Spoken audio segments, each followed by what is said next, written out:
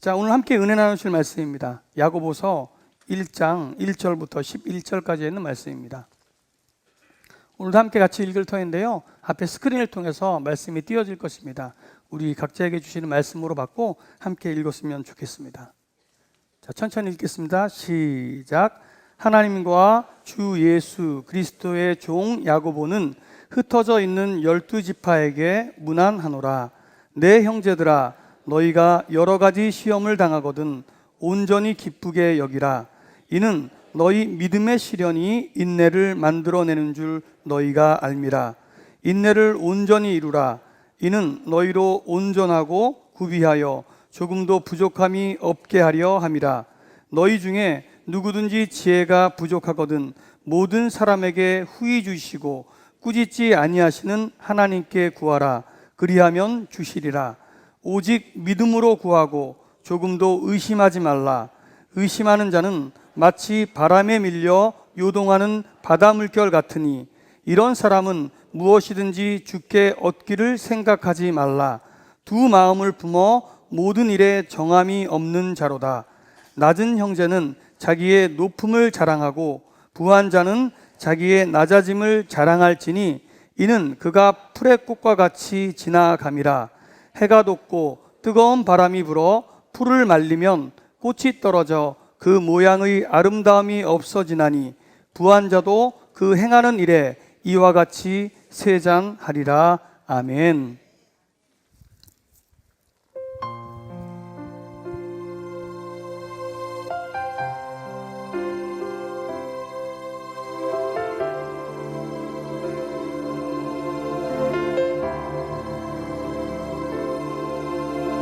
한치 앞도 내다볼 수 없는 여정 가운데 서 있다.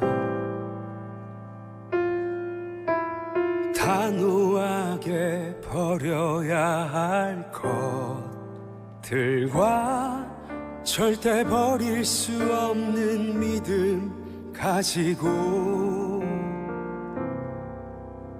한 발 두 발 내딛어 걸어갈 때 거친 숨이 차 힘겨울 때 잠시 쉬어가는 일이 있더라도 절대 포기 말자 위로 주시네. 내가 할 수 없음을 인정하며 그는 다 할 수 있다 믿음 하나로 이 길을 걸어간다. 믿음의 여정 길을 오늘도 이 길을 간다. 그분과 간다.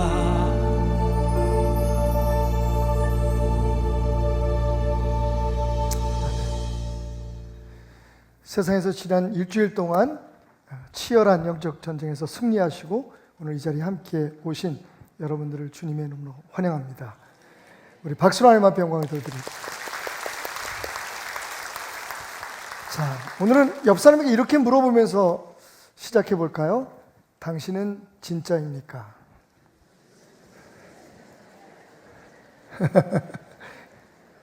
남이 그렇게 물어보니까 되게 기분 나쁘네, 그죠?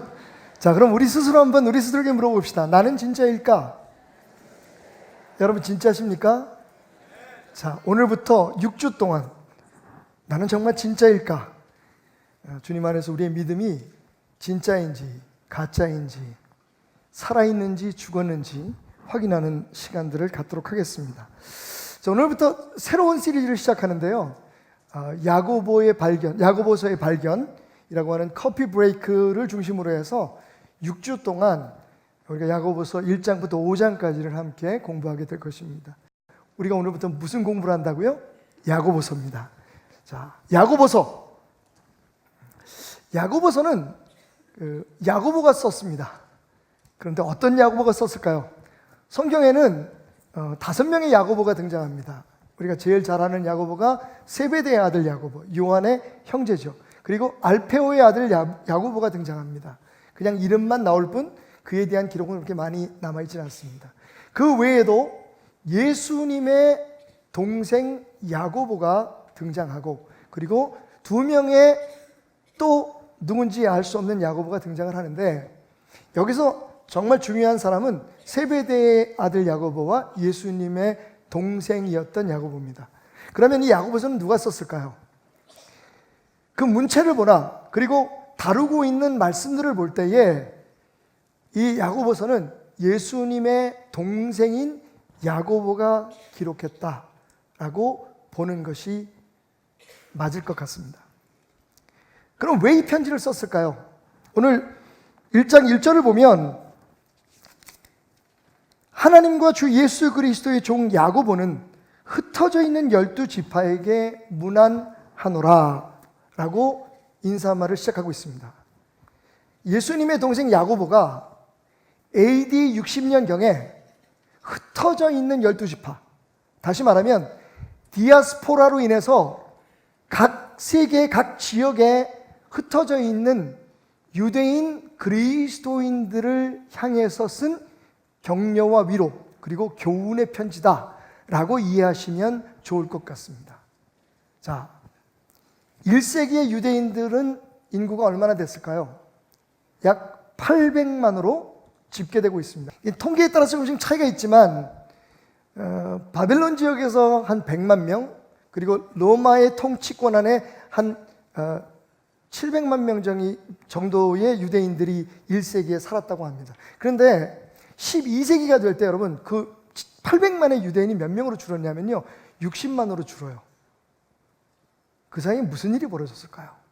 그 800만 중에 약 250만만 예루살렘을 중심으로 한 그 유대 땅에 살았고요. 그 나머지 사람들은 저 세계 흩어져서 살다가 소멸돼 버리거나 혹은 탄압과 억압에 의해서 그들이 유대인인 사실을 감추기 시작합니다. 그러니까 1200년이라는 세월이 지나면서 800만이었던 사람이 60만으로 줄어버리는 거죠. 그러니까 유대인들이 얼마나 극심한 탄압에 시달렸는지를 우리가 생각해 볼 수 있을 것 같습니다. 바로 야고보서는 그렇게 교회를 탄압하고 예수 믿는 사람들을 특별히 억압했던 유대교인들과 그리고 다른 세력들을 피해서 각지로 흩어진 그 당시의 그리스도인들에게 야고보가 쓴 편지입니다.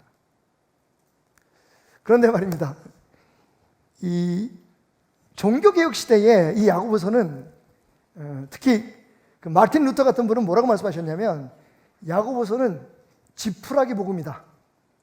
그러니까 있으나 마나한 복음이라는 얘기죠. 성경에 있으니까 성경 말씀이지만 우리는 야고보서를 그렇게 공부할 필요가 없다. 왜?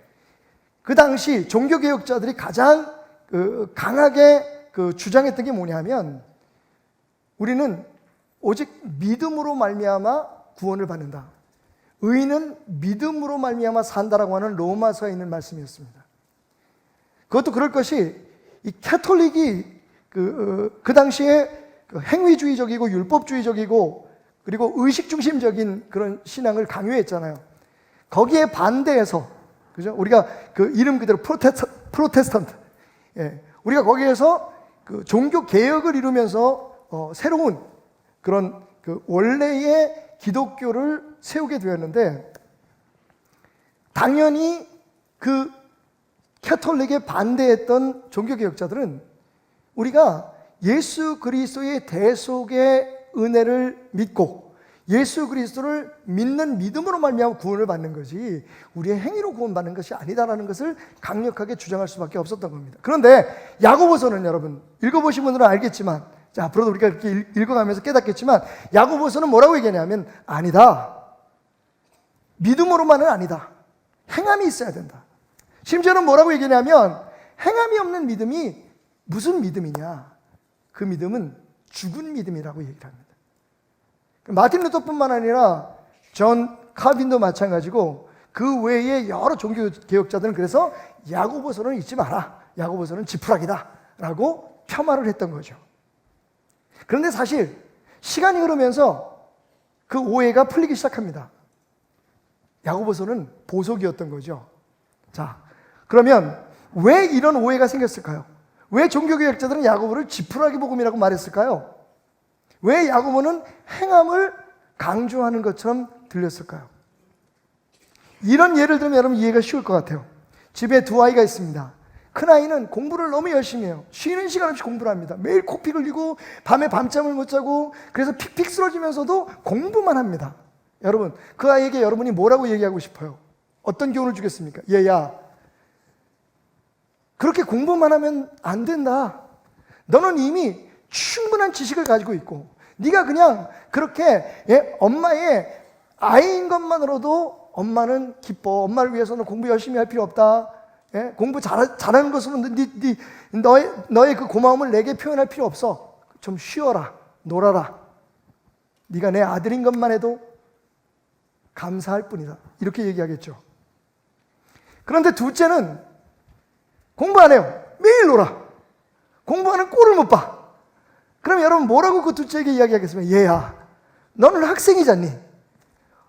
아빠가 왜 열심히 밖에 나가서 일하는 줄 알아? 너 공부하라고 하는 거지. 너 공부 좀 해라. 학생은 공부해야 된다. 나는 내 아들이 공부하는 모습을 보고 싶다. 여러분, 이 두 아이에게 그 엄마는 똑같은 사랑으로 교훈하지만 그 교훈의 내용은 다를 수밖에 없는 거죠. 너무 공부만 하는 애에게는 좀 쉬어라. 너무 쉬기만 하는 애한테는 공부해라. 로마서와 야고보서가 이렇게 차이를 보이는 이유는 다른 복음을 이야기하고 있기 때문이 아니라 그 복음서를, 그 편지를 받는 대상이 달랐기 때문이에요. 로마서는 누구를 향한 편지였습니까? 로마에 살고 있는 율법주의에 찌들어 있는, 율법주의에서 벗어나지 못한 유대파 그리스도인들을 향해서 쓴 사도 바울의 편지예요. 이 사람들은 여전히 예수를 믿지만 예수가 우리의 모든 죄를 십자가 위에서 대신 지시고 죽었지만 그래도 여전히 우리가 할례를 받아야 되고 여전히 우리가 율법을 지켜야 되고 여전히 이걸 해야 되고 저걸 해야 되고 그래서 우리의 믿음을 증거해야 된다고 주장하는 사람들에게 쓰여진 편지입니다. 사도 바울은 이렇게 썼죠. 아니다. 인간이 착하면 얼마나 착해질 수 있을까? 우리가 하나님을 기쁘게 한다면 얼마나 하나님을 기쁘게 할 수 있을까? 우리의 행동이, 우리의 노력이 하나님의 영광을 얼마나 더해줄 수 있겠니? 하나님이 우리를 구원하지 않으시면, 하나님이 우리를 구원하기 위해서 예수 그리스도를 십자가에 피 흘려 죽게 하지 않았으면 우리는 절대로 구원받을 수 없는 존재이다. 그래서 그 예수를 믿는 믿음만이 우리를 구원할 수 있는 진짜 믿음이다. 그렇게 얘기한 거죠. 반면 야고보서는 지금 말씀드린 것처럼 종교 탄압을, 신앙에 대한 그 억압을 피해서 흩어진 사람들이에요. 제가 AD 60년경이라고 말씀드렸습니다. 예수님께서 AD 한 30년에서 35년 사이에 십자가를 지시고 죽으셨다가 부활하셔서 승천하셨다면 이제 불과 한 25년 정도, 약 20년에서 25년 정도의 시간이 흐른 때입니다. 믿음이 아직 정립되지 않은 상태에서 이 사람들이요, 무서워서 각 곳으로 흩어졌어요. 혹은 각 곳으로 흩어져 있는 상황 속에서 예수라는 사람을 알게 되고 예수님을 믿게 되었습니다. 그러니까 믿음이 얼마나 얕겠어요. 게다가 예수 믿는다는 사실조차를 밝힐 수 없는 그런 상황 속에서 이 사람들의 믿음은 서서히 변질돼 가기 시작했겠죠. 예수를 믿는다고 얘기하는데 예수 믿는 모습이 나타나질 않는 거예요. 자신들의 믿음이 있다고 확신하는데, 그런데 그들의 믿음이 세상을 변화시키고 자기 자신을 변화시킬 수 있는 능력이 없는 거예요. 그런 사람들에게 야고보는 진짜 믿음이 무엇인지, 살아있는 믿음이 무엇인지, 예수님께서 말씀하셨던 산을 옮기고 뽕나무를 뽑아서 바다 한가운데에 옮겨지나 말하면 그렇게 되는 믿음, 능력 있는 믿음이 무엇인지, 진짜가 무엇인지를 깨닫게 하고 싶었던 겁니다. 야고보서를 공부하면서 우리는 우리 스스로에게 묻게 됩니다. 나는 진짜인가? 여러분, 진짜 가짜를 구분하는 게 그렇게 어렵지 않잖아요. 그죠? 우리 믿음도 마찬가지예요. 겉으로 보기에는 이게 큐빅인지 아니면 진짜 다이아몬드인지 구별하기가 어려운 만큼 우리가 열심히 교회 다니고, 그죠? 사실은 자기 스스로도 내 믿음이 진짜인가 가짜인가 구분하기가 쉽지가 않아요.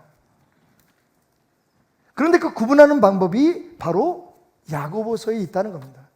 야고보서를 여러분들이 오늘부터 잘 공부하시면 여러분, 남이 평가하지 않아도 여러분 스스로가 내 믿음이 정말 살아있는 믿음인지, 내가 구원은 받았는데 그 구원받은 믿음으로 이 세상을 이기고 사탄을 이기고 저 천국 갈 때까지 정말 하나님께서 내게 보장해 주신 그 축복을 누릴 수 있는 믿음인지 진짜인지 가짜인지를 알아볼 수가 있다는 거죠.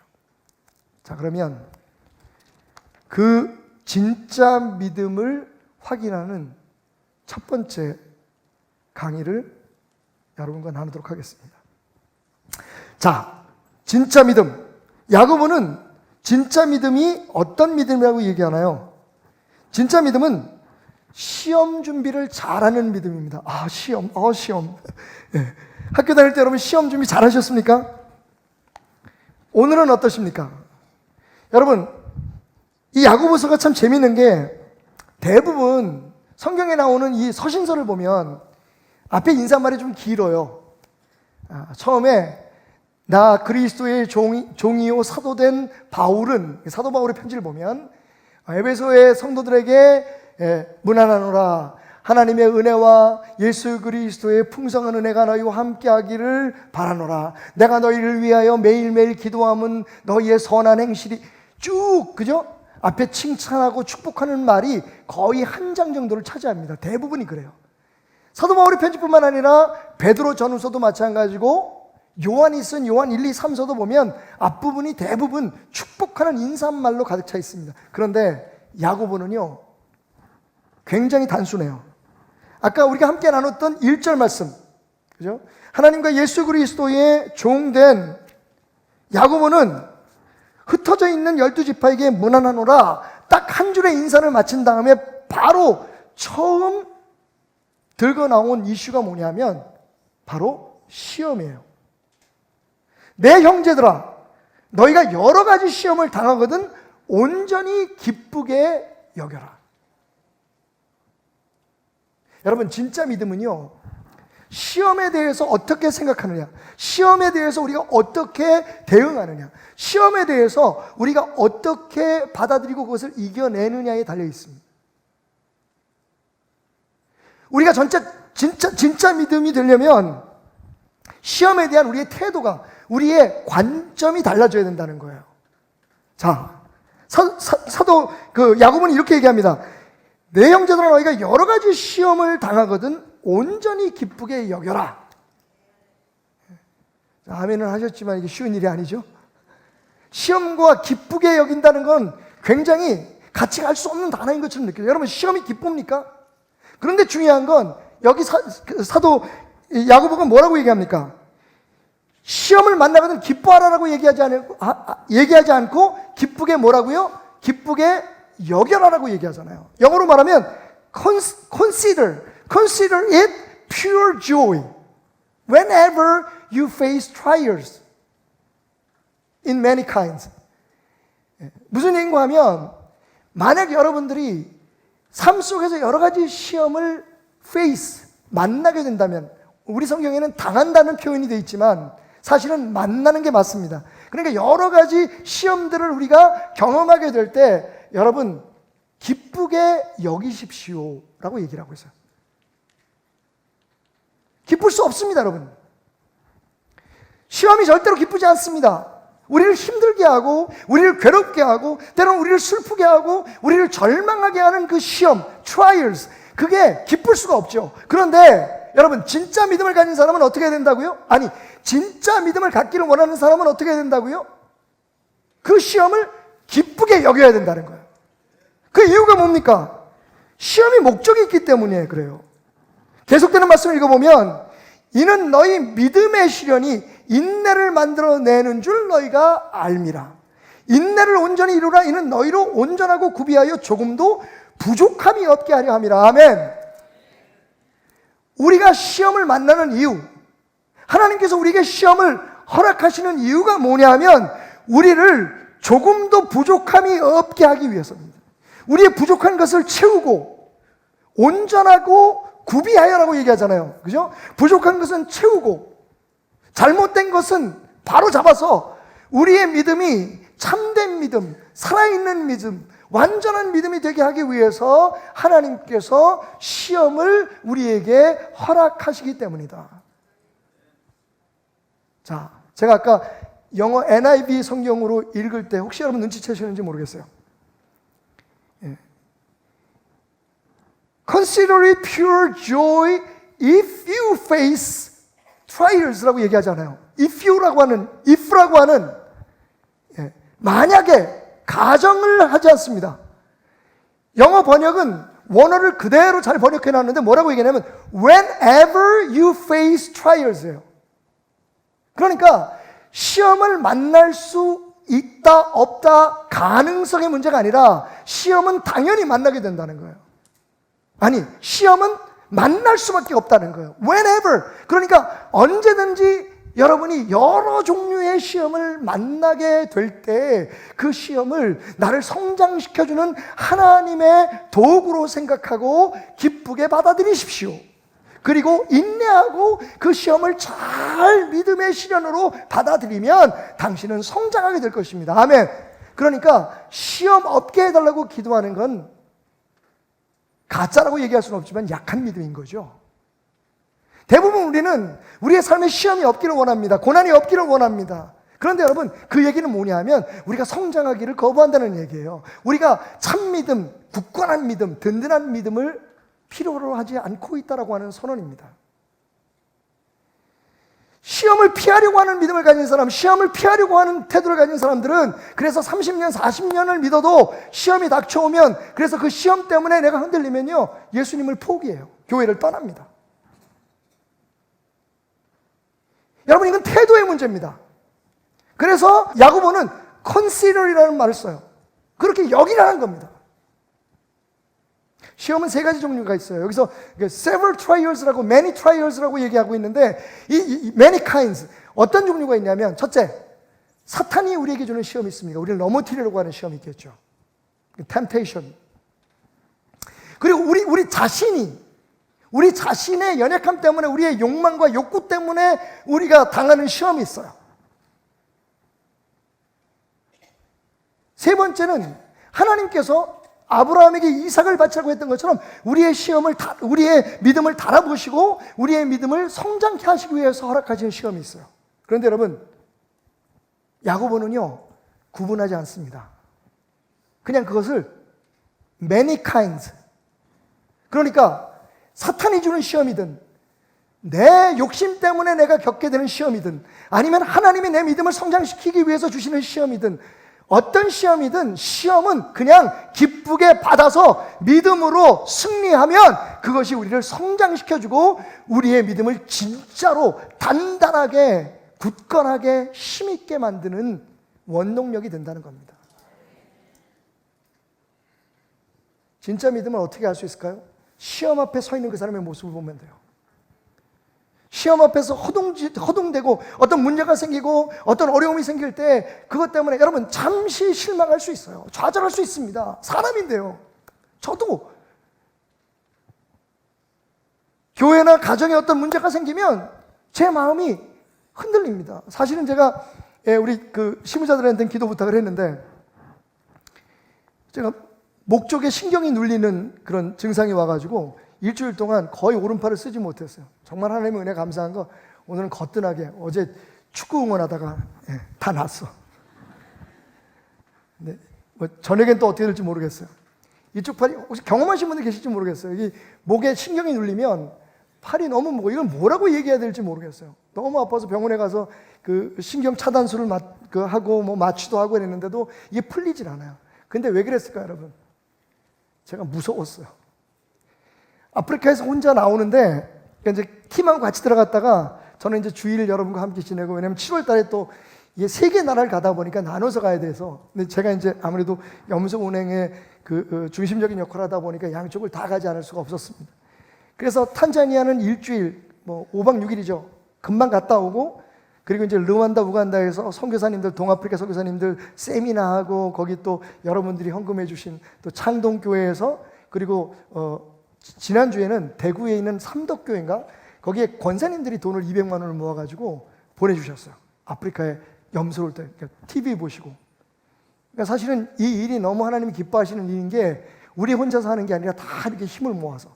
그러니까 이번에도 우리 예수마을 사람들 뿐만 아니라 여러 교회가 협력해서 거기에 또 그 염소운행을 세우고, 그리고 우리 베델중학교 돌아보고, 그리고 지금 예정교회에서 또 하고 있는, 설동원 목사님 목회하시는 예정교회에서 하고 있는 또 직업학교도 돌아보고, 하나님께서 이렇게 합하여 선을 이루게 하시는데, 탄자니아의 이소코에 갔다가 나오면서 이제 저 혼자 와야 되니까, 비행기를 혼자 타고 와야 되니까 혼자 다레스salaam이라는 곳에 나온 거예요. 근데 그날 밤에 저는 세상에 태어나서 그렇게 무서운 밤을 처음 지내봤습니다. 혼자서 그 넓기는 또 왜 이렇게 넓은지, 아무것도 없는 텅 빈는데 침대, 더블 침대 하나 있고 옷장 하나 있고, 그리고 벽에 TV 하나 있고, 거기 이렇게 누워서 자는데 밤에요 갑자기 뭐가 문을 열고 들어오는 것 같아요. 그게 영적인 경험이었는지 아니면 제 두려움이었는지 모르겠는데 얼마나 무서웠는지 웅크리고 막 쪼그리고 잤어요.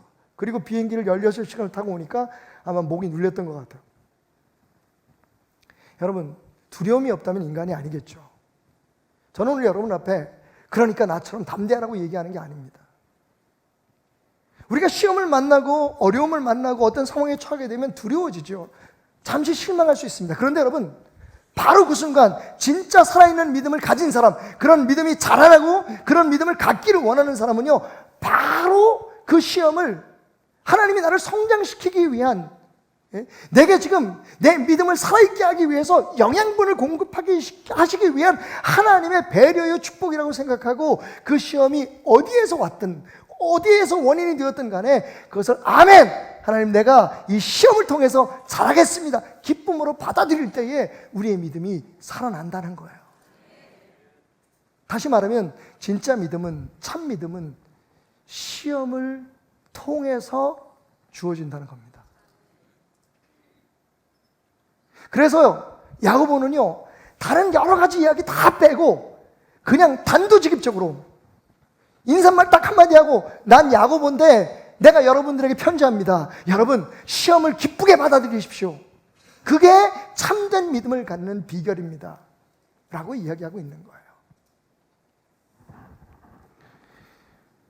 최형선 씨라는 분이 쓰신 낙타는 왜 사막으로 갔을까라고 하는 책 가운데 이런 얘기가 있어요.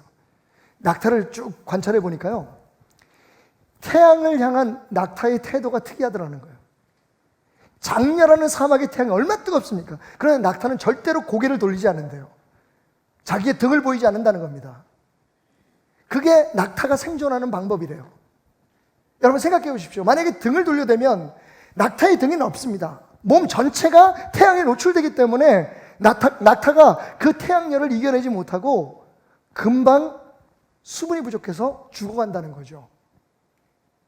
그것을 안 낙타는요, 태양이 장렬하면 태양을 향해서 맞선다는 거예요. 고개를 쳐든답니다. 그러면 사실 얼굴은 뜨겁지만, 이 얼굴은 뜨겁지만 몸 전체, 특별히 수분과 기름을 많이, 유분을 많이 저장하고 있는 낙타의 등의 혹이 자신이 쳐든 고개에 의해서 만들어진, 얼굴에 의해서, 목에 의해서 만들어진 그늘 때문에 보존될 수 있다는 겁니다. 낙타는 생존을 위해서, 그래서 태양을 향해 당당히 맞섭니다. 뒤로는 안 보이는 거죠. 그게 사는 길이기 때문에. 여러분, 믿음의 사람도 마찬가지입니다. 기독교는 제가 여러 번 말씀드렸습니다. 피하는 종교가 아닙니다. 이기는 종교입니다. 기독교는 도망가는 종교가 아닙니다. 맞서는 종교입니다.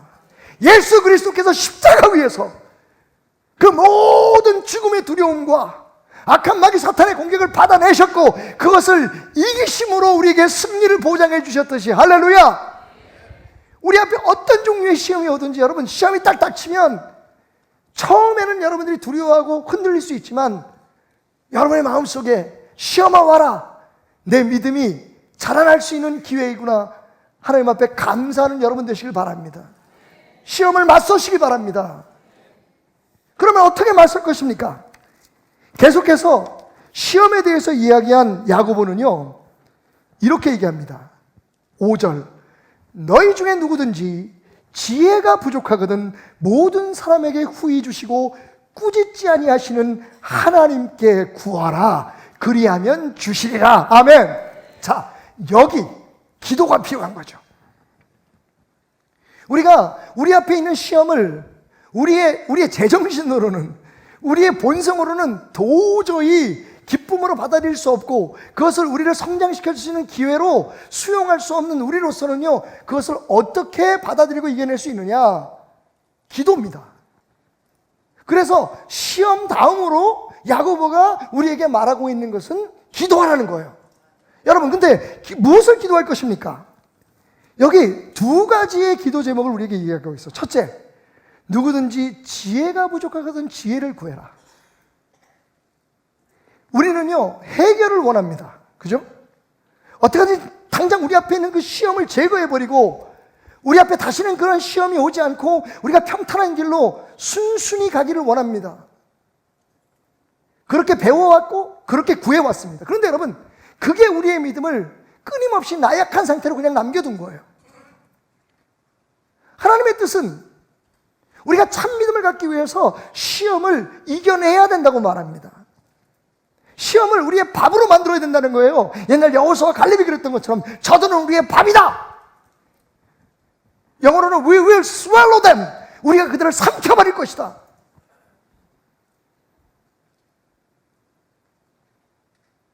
우리는 해결이 아니라 해석을 위해 기도해야 됩니다. 따라해 보십시다. 하나님은 좋은 해결보다 좋은 해석을 원하신다. 하나님이 뜻없이 주신 시험이 아니라는 거예요. 사탄이 주든 아니면 내 연약함 때문에 내 앞에 주어진 시험이든, 여러분, 모든 시험은 하나님이 허락하지 않으시면 우리에게 오지 않습니다. 하나님은 그런 분이십니다. 자, 그렇다면 하나님이 허락하신 이유가 있을 거 아니에요. 욥에게 시험을 허락하신 하나님의 의도가 있을 거 아닙니까? 아브라함을 시험하신 하나님의 의도가 있을 거 아닙니까? 저와 여러분을 시험하시는 하나님의 뜻이 있을 거 아닙니까? 여러분, 우리가 먼저 기도해야 할 것은 그 하나님의 뜻이 무엇인가를 묻는 거예요. 당장 급급해서 이 문제를 해결해 달라고, 빨리 여기서 벗어나게 해달라고, 어려움에 처한 우리 사업을 일으켜달라고 헤매고 있는 우리 자녀들을 어떻게든지 하나님의 강권적인 능력으로, 여러분, 물론 다시 말씀드리지만 인간으로서 우리는 그렇게 기도할 수밖에 없어요. 하지만 정말 참 믿음으로 우리가 무장하고 참 믿음으로 살아가기를 원한다면 우리의 기도는 조금 더 성장해야 됩니다. 어떻게? 하나님, 도대체 내게 이 시험이 온 이유가 뭡니까? 이 시험을 통해서 하나님은 내게 어떤 믿음을 갖기를 원하십니까? 좋은 해결보다 좋은 해석이 중요하다. 지혜란 무엇입니까? 뉴 바이블 커멘터리에 보면 최고의 목적을 알고 그 목적에 도달하기 위한 최선의 수단을 아는 것. 빌 고타르는 이렇게 말합니다. 하나님의 관점에서 삶을 보는 것. 여러분, 성경이 말하는 지혜는 무엇입니까? 야고보가 우리에게 구하라고 말하는 지혜는 무엇입니까? 그것은 하나님의 관점으로 삶을 보기 시작하는 겁니다. 우리 앞에 있는 문제를 그냥 나의 육신, 나의 인간적인 관점에서 이것은 피해야 되고 이건 이겨야 될 것으로만 그렇게 생각하는 것이 아니라, 이 시험을 통해서 하나님은 내게 무엇을 원하시는지, 하나님은 이 시험을 내게 어떻게 이겨내라고 말씀하시는지 하나님의 관점으로 보기 시작하는 거예요. 최선의 일을, 최선의 수단을 통해서 이룰 수 있는 것을 깨닫는 겁니다. 사도 바울은 이렇게 얘기하죠. 아무것도 염려하지 말고 다만 모든 일에 기도와 간구로 너희 구할 것을 감사함으로 하나님께 아뢰라. 그리하면 모든 지각에 뛰어난 하나님의 평강이. 그렇습니다, 여러분. 하나님께서 우리에게 왜 그 문제가 우리에게 있는지, 그 문제를 통해서 우리가 어떻게 성장할 수 있는지를 보여주심으로 우리로 하여금 그 시험을 pure joy, 순수한 기쁨으로, 나를 성장시킬 수 있는 기회로 받아들일 수 있도록 우리를 깨닫게 해주신다는 겁니다. 그뿐이 아닙니다. 계속 야고보는 말하기를 오직 믿음으로 구하고 조금도 의심하지 말라. 의심하는 자는 마치 바람에 밀려 요동하는 바닷물결 같으니 이런 사람은 무엇이든지 주께 얻기를 생각하지 말라. 두 마음을 품어 모든 일에 정함이 없는도다. 여러분, 하나님 앞에 구하라고 얘기한, 구하면 하나님은 꾸짖지 않으시고 주신다. 구하는 건 우리의 당당한 권리라는 겁니다. 하나님께서 거기에 대해서 거절하지 않으신다는 겁니다. 왜 그따위 가지고 나한테 기도하느냐고 말하지 않으신다는 겁니다. 무엇을 구합니까? 첫째는 지혜이고요, 두 번째는요, 흔들리지 않는 믿음을 구하는 여러분 되시길 주님의 이름으로 축원드립니다. 흔들리지 않는 믿음으로 시험 앞에 맞서야, 하나님의 뜻을 알고 하나님의 마음을 알아도 우리의 믿음이 흔들리면요, 어느 때는 막 믿음이 좋았다가 어느 때는 믿음이 약해졌다가, 그러면 그 시험을 통해서 하나님께서 우리에게 주시고자 원하는 참된 믿음의 능력을 소유할 수가 없는 거죠. 그러니까 우리가 하나님의 뜻을 알았다면 그 하나님의 뜻이 이루어질 때까지 버텨낼 수 있는 우리의 마음속에 중심이 있어야 되는데, 내공이 있어야 되는데, 이게 어떻게 주어지느냐? 여러분, 기도를 통해서 주어지는 것을 믿으시기 바랍니다. 그러니까 우리는요, 우리 앞에 있는 어떤 문제나, 그것이 뭐 육신적인 문제, 경제적인 문제든 자녀의 문제든 신앙의 문제든 피하려고 하지 말고, 그 시험을 통해서 하나님께서 지금 내게 무엇을 하기를 원하시는지를 기도함으로써 이겨낼 수 있는 거예요.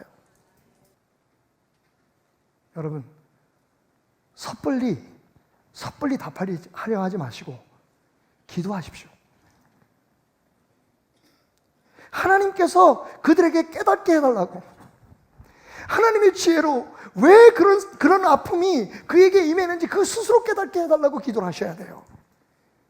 우리의 이 작은 지혜로, 우리의 부족한 마음으로 자꾸만 거기에 대해서 설명하려고 하고, 그런데 여러분, 사람이기 때문에 내 일이 아니잖아요. 내 자식 일이 아니니까 나도 모르게 우리의 좋은 뜻이, 우리의 좋은 마음이 다른 사람에게 상처가 될 수 있다는 거예요. 우리에게는 기도라는 좋은 무기가 있는데, 기도라는 좋은 방법이 있는데, 그게 안타까워요. 지금도 교회에 누가 오거나 혹은 어떤 문제가 있으면 사람들이 다가가서 얘기합니다. 당신 11조 안 해서 그래, 교회 열심히 안 다녀서 그래, 뭐 섬기지 않아서 그래. 여러분, 제발 그런 얘기 하지 마세요. 하나님이 깨닫게 해주시도록 기도하세요. 중보기도는 바로 그런 거예요. 그 사람이 가지고 있는 문제를 열거하는 거 아니에요. 하나님, 저 사람이요, 얘는 열심히 믿었는데 잘 안 믿다가 저렇게 지금 어려움을 당하고 있어요.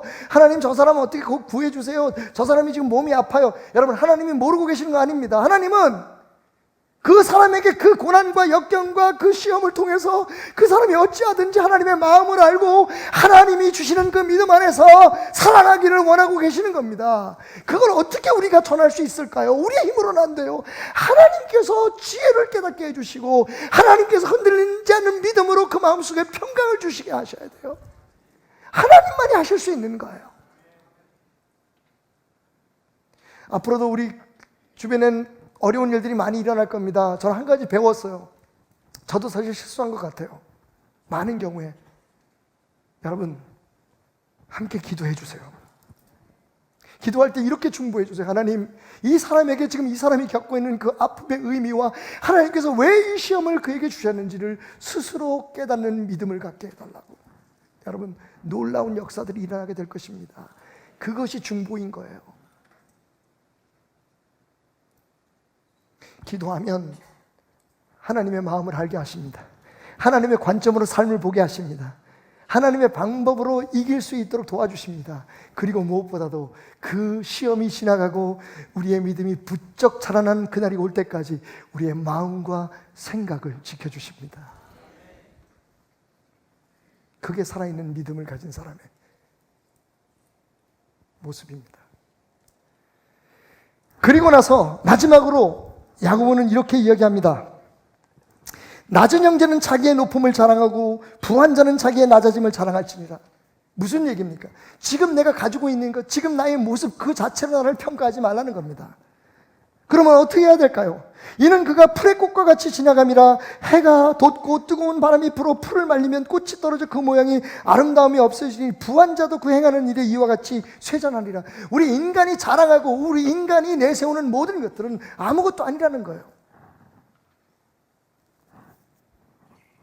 여기서는 분명하게 설명하고 있지 않지만 야고보 선생님은 나중에 4장에 가서 우리에게 이 말을 다시 이렇게 해석해 주고 있습니다. 야고보서 4장 13절 들으라 너희 중에 말하기를 오늘이나 내일이나 우리가 어떤 도시에 가서 거기서 1년을 머물며 장사하여 이익을 보리라는 자들아 내일일을 너희가 알지 못하는도다 너희 생명이 무엇이냐 너희는 잠깐 보이다가 없어지는 안개니라 너희가 도리어 말하기를 여기가 중요합니다. 너희가 도리어 말하기를 주의 뜻이면 우리가 살기도 하고 이것이나 저것을 하리라 할 것이거늘. 아멘. 주의 뜻이라면 여러분 야고보 선생님은 시험을 만나면 그 시험이 나를 성장시켜 줄 수 있는 기회라고 생각하고 여러분의 마음을 돌려서 처음 가졌던 여러분의 두려움을 바꾸어서 그 시험 앞에 맞서십시오. 기도하면 하나님께서 지혜를 주시고 기도하면 하나님이 믿음을 주실 것입니다. 그러면서 여러분 하나님 중심적인 삶을 훈련하십시오. 내가 원하고 내가 바라는 것을 이루려고 하지 말고 하나님이 나를 통해서 이루기를 원하시는 하나님이 나를 통해서 하시는 역사가 이루어지도록 내 자신을 맡기는 훈련을 하라는 겁니다. 여러분 왜 제가 이 야고보서를 통해서 우리의 믿음을 점검하는 것이 중요하냐고 생각하냐면 우리가요 사실은 하나님을 이용해서 하나님을 빙자해서 우리가 원하는 것을 이루려고 하는 믿음을 가지고 그것이 좋은 믿음이라고 얘기합니다. 내 마음에 어떤 꿈을 가지고 어떤 계획을 가지고 그것을 이루기 위해서 80일 금식 기도를 하고 무슨 하루에 한 끼씩 굶고 헌금을 얼마 하고 여러분 그건 살아있는 믿음 진짜 믿음 아닙니다. 진짜 믿음은 기도해서 하나님의 뜻을 알고 이 상황 속에서 이 환경 속에서 지금 내가 처해 있는 그 일 가운데 하나님이 무엇을 이루시길 원하는지를 알고 그것을 이룰 수 있는 믿음을 갖고 하나님이 그렇게 이룰 수 있도록 내 자신을 온전히 맡기는 겁니다. 내 능력을 자랑하고 내 지혜를 자랑하고 내 지위를 자랑하는 것이 아니라 나를 통해서 나는 약하지만 나는 부족하지만 나를 통해서 역사하시는 이 문제 있는 일들 이 문제 있는 사람들 이 문제 있는 신앙을 통해서 역사하시는 하나님을 기대하고 하나님 중심으로 내 자신을 맡길 때에 할렐루야 태양이 뜨면 말라버리는 들풀처럼 바람이 불면 날아가 버리는 안개처럼 우리의 삶에 아무것도 아닌 그 헛된 자랑들과 우리가 의지했던 모든 것들이 하나님의 뜻 가운데 마침내 우리를 성장시키고 산을 옮기는 큰 능력 있는 믿음의 사람으로 우리를 만들어준다는 겁니다. 우리가 진짜가 되는 겁니다. 시험을 대하는 우리의 자세 그리고 우리의 기도하는 태도 무엇보다도 우리의 삶이 내 중심, 나의 뜻 중심, 나의 계획 중심이 아니라 하나님 중심, 하나님이 원하시는 그분이 원하시는 대로 내가 살기도 하고 그분이 원하시면 이 일이 되기도 하고 안 되기도 한다. 모든 것이 하나님 중심으로 하나님 말씀 중심으로 우리의 삶이 고정될 때에 우리의 믿음은 이 세상 그 무엇도 두려워하지 않는 우리가 믿고 기도한 것은 이룬 줄로 믿고 감사하라고 하신 주님의 말씀을 이루는 살아있는 진짜 믿음이 되는 겁니다. 다시 한번 점검합시다. 여러분의 믿음이 왜 진짜고 좋다고 생각하십니까? 교회 열심히 나오셔서요? 주일뿐만 아니라 수요일, 금요일 날 새벽 예배까지 나와서 내 믿음은 좋은 겁니까? 여러분, 좋을 가능성이 많습니다. 하지만 꼭 그렇지는 않습니다. 아무리 교회 열심히 나오고 아니 정말 다른 사람들이 안 하는 어떠한 이상한 짓을 할지라도 하나님 중심의 믿음을 갖지 않으면 그건 믿음이 아닙니다.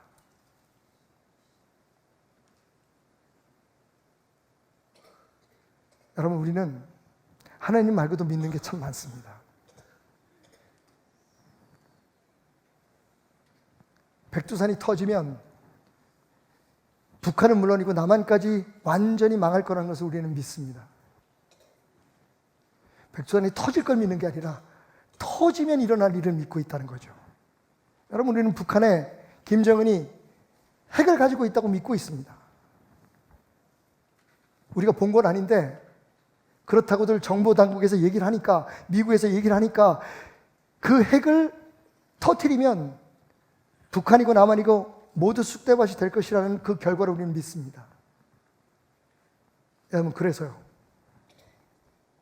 그 믿음이 우리에게 어떤 힘이 됩니까?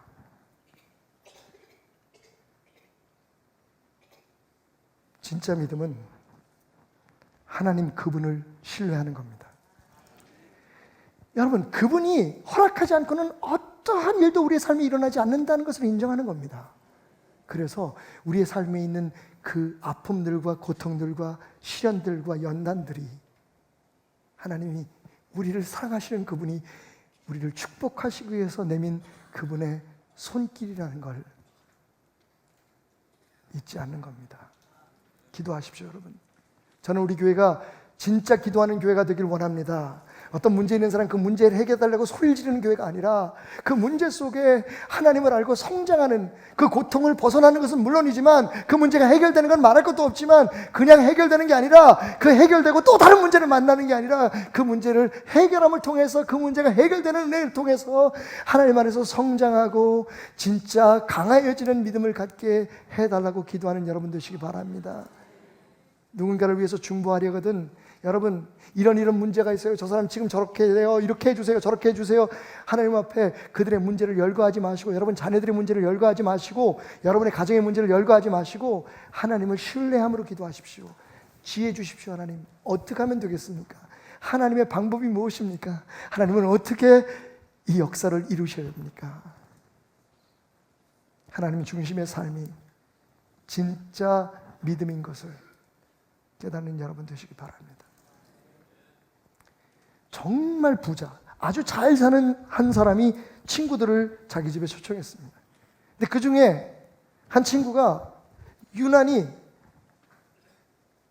자기를 초대한 그 친구의 재산에 관심이 많은 거예요. 이 방에 가서 보고, 화장실에 가서 보고, 와, 벽에 걸려있는 수천만 원짜리 그림을 보면서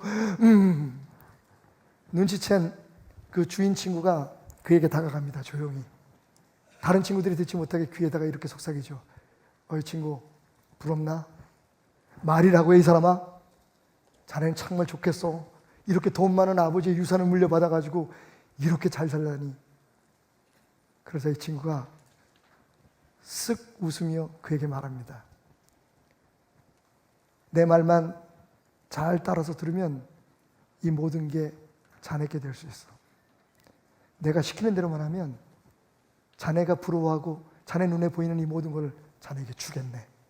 여러분, 이 친구가 그래? 난 영혼이라도 팔 수 있어.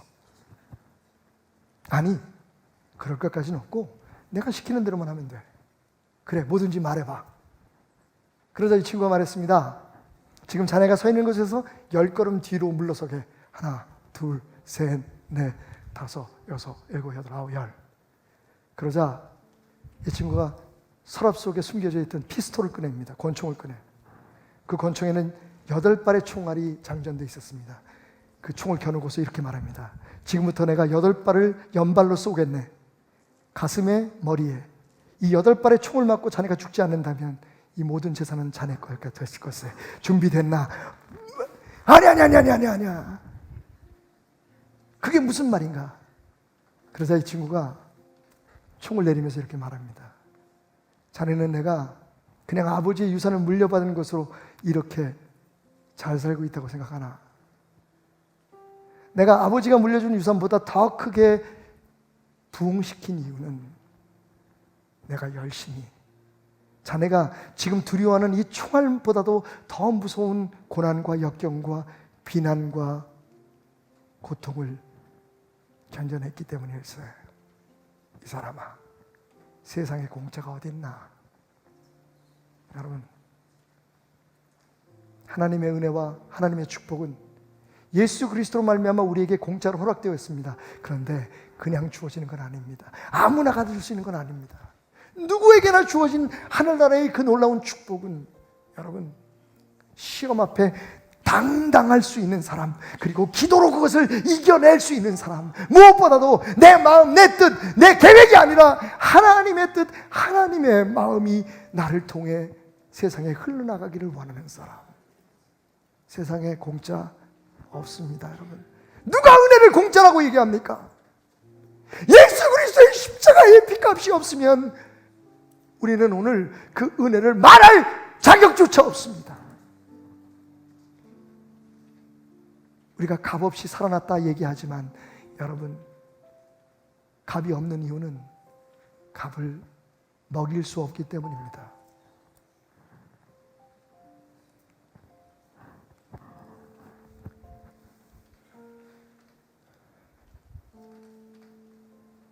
주님은 우리에게 어려운 것을 부탁하지 않으십니다. 내가 너희를 성장시키기 위해서 저는 그 시험 앞에 당당하라고 말합니다. 그리고 기도하면 지혜를 주고 믿음 주겠다 말씀하십니다. 나만 바라보고 내 말씀대로 살려고 하면 내가 하늘의 축복을 너에게 주겠다 말씀하십니다.